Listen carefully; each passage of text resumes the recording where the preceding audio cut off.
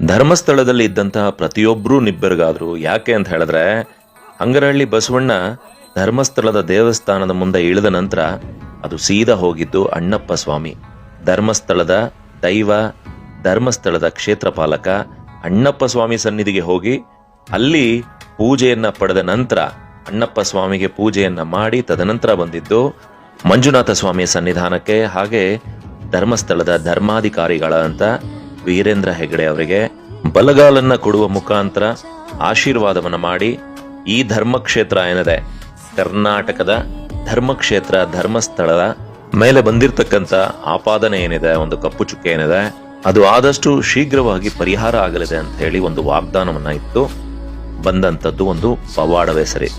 ಸ್ನೇಹಿತರೆ, ಬೆಳಗ್ಗಿನ ಜಾವ ಸುಮಾರು 5 ಗಂಟೆಗೆ ಹಂಗರಹಳ್ಳಿ ಮಠದಿಂದ ಹೊರಟಂತ ಸಾಕ್ಷಾತ್ ಮಂಜುನಾಥ ಸ್ವಾಮಿಯ ವಾಹನ ಆಗಿರತಕ್ಕಂತ ಆ ನಂದಿಯ ಅಪರಾವತಾರ ಆಗಿರತಕ್ಕಂತ ಹಂಗರಹಳ್ಳಿ ಬಸವಣ್ಣ ಧರ್ಮಸ್ಥಳವನ್ನ ತಲುಪಿದ್ದು ಸುಮಾರು 11 ಗಂಟೆಗೆ. ಧರ್ಮಸ್ಥಳದ ಪ್ರತಿಯೊಬ್ರು ಬಂದು ಹಂಗರಹಳ್ಳಿ ಬಸವಣ್ಣನ ಸ್ವಾಗತ ಮಾಡಿದ್ರು, ಆರತಿ ಮುಖಾಂತರ, ಹೂವಿನ ಹಾರದ ಮುಖಾಂತರ. ಪ್ರತಿಯೊಬ್ರು ಏನ್ ಎಕ್ಸ್ಪೆಕ್ಟ್ ಮಾಡ್ತಾ ಇದ್ರು ಅಂತ ಹೇಳಿದ್ರೆ, ಬಸವಣ್ಣ ಸೀದಾ ದೇವಸ್ಥಾನದ ಬಳಿ ಹೋಗುತ್ತೆ, ಮಂಜುನಾಥ ಸ್ವಾಮಿಯ ದರ್ಶನ ಮಾಡತ್ತೆ ಅಂತ ಹೇಳಿ. ಕೊನೆಗೆ ಬಸವಣ್ಣನ ದೇವಸ್ಥಾನದ ಹತ್ರನೇ ಬರ್ಮಾಡ್ಕೊಂಡಿದ್ದು, ದೇವಸ್ಥಾನದ ದಿಕ್ಕಲ್ಲೇ ಬಸವಣ್ಣ ನಿಂತ್ಕೊಂಡಿತು.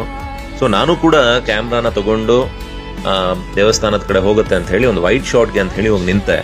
ಬಟ್ ಅಲ್ಲಿ ಆಗಿದ್ದೇ ಬೇರೆ, ಬಸವಣ್ಣ ಸೀದಾ ತಿರುಗಿ ಹೋಗಿ ಓಡ್ಲಿಕ್ಕೆ ಶುರುವಾಯ್ತು. ಆ ಓಡ್ಲಿಕ್ಕೆ ಶುರುವಾದಾಗ ಏನ್ ಮಾಡಿದ್ರು, ಹಗ್ಗ ಎತ್ತಿ ಬಸವಣ್ಣನ ಹೆಗ್ಲ ಮೇಲೆ ಹಾಕಿ ಬಿಟ್ಬಿಟ್ರು, ಎಲ್ಲೋಗತ್ತೆ ನೋಡೋಣ ಅಂತ ಹೇಳಿ.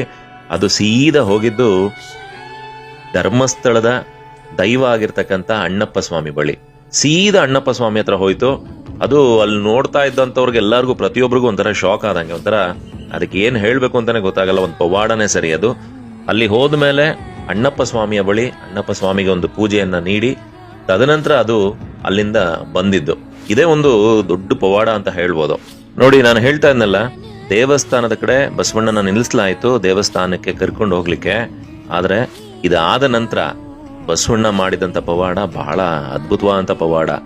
ಈ ಧರ್ಮಕ್ಕೆ ಏನಾದ್ರೂ ಸಮಸ್ಯೆ ಆದಾಗ, ತೊಂದರೆ ಆದಾಗ ದೇವರು ಯಾವ್ದಾದ್ರೂ ಒಂದು ರೂಪದಲ್ಲಿ ಬಂದು ಈ ಧರ್ಮವನ್ನ ಕಾಯ್ಲಿಕ್ಕೆ ನಿಲ್ತಾನೆ ಅನ್ನೋದಕ್ಕೆ ನೋಡಿ ಇದೊಂದು ಸಾಕ್ಷಿ.